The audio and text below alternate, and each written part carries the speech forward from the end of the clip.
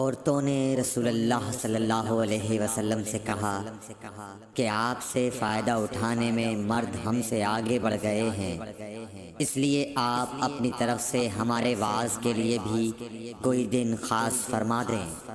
تو آپ صلی اللہ علیہ وسلم نے ان سے ایک دن کا وعدہ فرما لیا۔ اس دن عورتوں سے آپ نے ملاقات کی اور انہیں واعظ فرمایا اور مناسب احکام سنائے۔ جو کچھ آپ صلی اللہ علیہ وسلم نے ان سے فرمایا تھا اس میں یہ بات بھی تھی کہ جو کوئی عورت تم میں سے اپنے 3 لڑکے آگے بھیج دے گی تو وہ اس کے لیے دوزخ سے پناہ بن جائیں گے۔ اس پر ایک عورت نے کہا اگر 2 بچے بھیج دے؟ آپ نے فرمایا ہاں، اور 2 کا بھی یہ حکم ہے۔ صحیح بخاری حدیث نمبر 101۔ حضور اکرم صلی اللہ علیہ وآلہ وسلم نے فرمایا کہ ایسے 3 بچے جو ابھی بلوغت کو نہ پہنچے ہوں۔ صحیح بخاری حدیث نمبر 102۔ نبی کریم صلی اللہ علیہ وسلم نے فرمایا کہ جس سے حساب لیا گیا اسے عذاب کیا جائے گا۔ حضرت عائشہ رضی اللہ تعالی عنہا فرماتی ہیں کہ یہ سن کر میں نے کہا کہ کیا اللہ نے یہ نہیں فرمایا کہ عنقریب اس سے آسان حساب لیا جائے گا؟ رسول اللہ صلی اللہ علیہ وسلم نے فرمایا کہ یہ صرف اللہ کے دربار میں پیشی کا ذکر ہے، لیکن جس کے حساب میں جانچ پڑتال کی گئی سمجھو وہ غارت ہو گیا۔ صحیح بخاری حدیث نمبر 103۔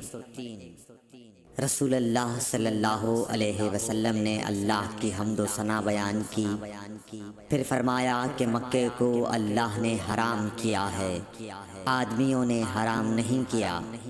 تو سن لو کہ کسی شخص کے لیے جو اللہ پر اور یوم آخرت پر ایمان رکھتا ہو جائز نہیں ہے کہ مکے میں خون ریزی کرے یا اس کا کوئی پیڑ کاٹے۔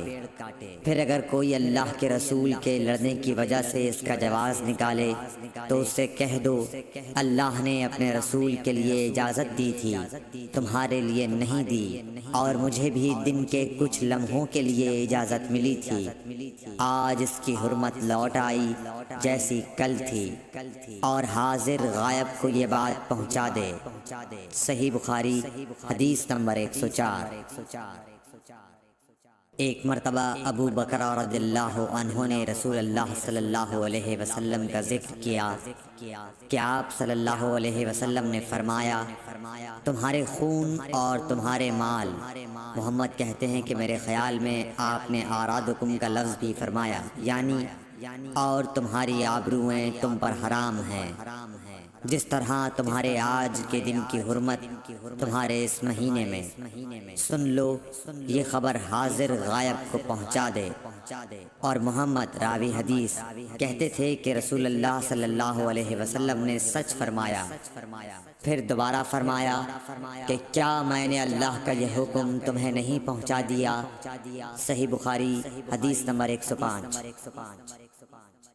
رسول اللہ صلی اللہ علیہ وسلم نے فرمایا کہ مجھ پر جھوٹ مت بولو، کیونکہ جو مجھ پر جھوٹ باندھے وہ دوزخ میں داخل ہو۔ صحیح بخاری حدیث نمبر 106۔ رسول اللہ صلی اللہ علیہ وسلم نے فرمایا کہ جو شخص مجھ پر جھوٹ باندھے گا وہ اپنا ٹھکانہ جہنم بنا لے۔ صحیح بخاری حدیث نمبر 107۔ نبی اکرم صلی اللہ علیہ وسلم نے فرمایا کہ جو شخص مجھ پر جان بوجھ کر جھوٹ باندھے تو وہ اپنا ٹھکانہ جہنم میں بنا لے۔ صحیح بخاری حدیث نمبر 108۔ رسول اللہ صلی اللہ علیہ وسلم نے فرمایا کہ جو شخص میرے نام سے وہ بات بیان کرے جو میں نے نہیں کہی تو وہ اپنا ٹھکانہ جہنم میں بنا لے۔ صحیح بخاری حدیث نمبر 109۔ رسول اللہ صلی اللہ علیہ وسلم کا فرمان ہے کہ اپنی اولاد کا میرے نام کے اوپر نام رکھو مگر میری کنیت اختیار نہ کرو۔ اور جس شخص نے مجھے خواب میں دیکھا تو بلا شبہ اس نے مجھے دیکھا، کیونکہ شیطان میری صورت میں نہیں آ سکتا۔ اور جو شخص مجھ پر جان بوجھ کر جھوٹ بولے وہ دوزخ میں اپنا ٹھکانہ تلاش کرے۔ صحیح بخاری حدیث نمبر 110۔